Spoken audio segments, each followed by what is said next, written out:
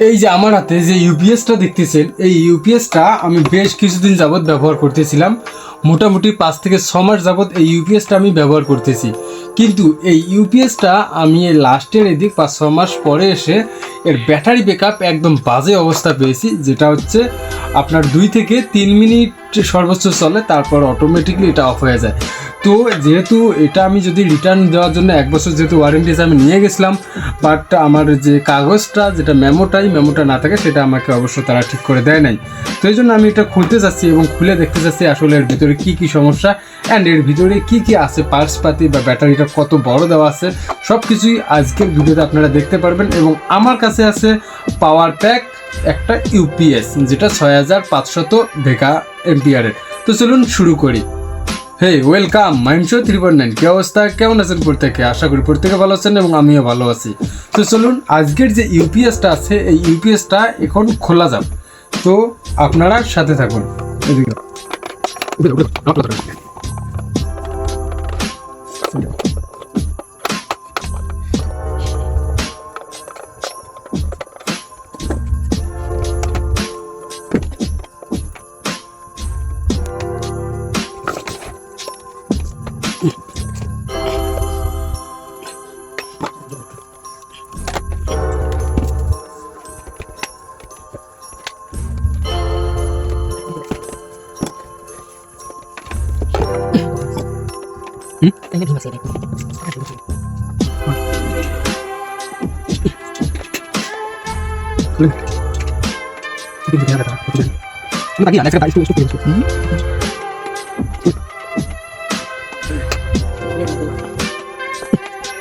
Cuchillo para leer.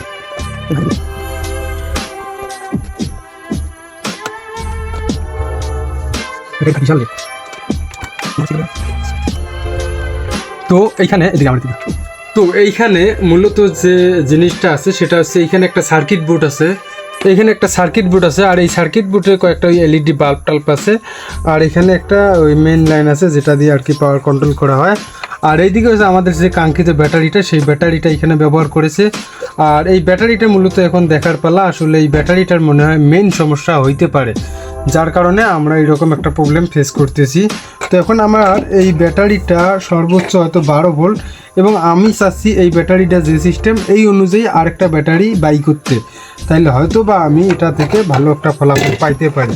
তো আমার যেটা উচিত এখন হচ্ছে এইখান থেকে আমি ব্যাটারিটা রিমুভ করে নেব। অ্যান্ড ব্যাটারিটা রিমুভ করার পরেই মূলত আরেকটা ব্যাটারি আমি এখানে চাচ্ছি স্থাপন করার জন্য, যাতে আমি এটা থেকে ভালো একটা ব্যাকআপ পাই আর কি। তো অবশ্য আপনারা সাথে থাকবেন এবং দেখি আমি ব্যাটারিটা আসলে কত বড়।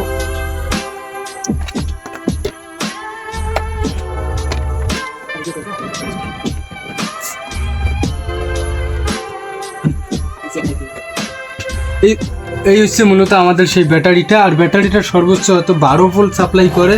এই 12 ভোল্টের ব্যাটারি, যেটা আমরা একটা কি হচ্ছে বাইকের ব্যাটারির মতো আমরা এখানে দেখতে পাইতেছি। তো অবভিয়াসলি বাইকের যে ধরনের ব্যাটারি একই রকম এটাও ব্যাটারি, তবে এই ব্যাটারিগুলো মোটামুটি 12 ভোল্ট সাপ্লাই করে। তো আমি 12 ভোল্টের আরও একটা ব্যাটারি আছে আমার এখানে, সেটা আমি লাগিয়ে দেবো অ্যান্ড পরবর্তীতে আপনাদেরকে জানিয়ে দেবো আমি কীরকম ব্যাকআপ পাইতেছি।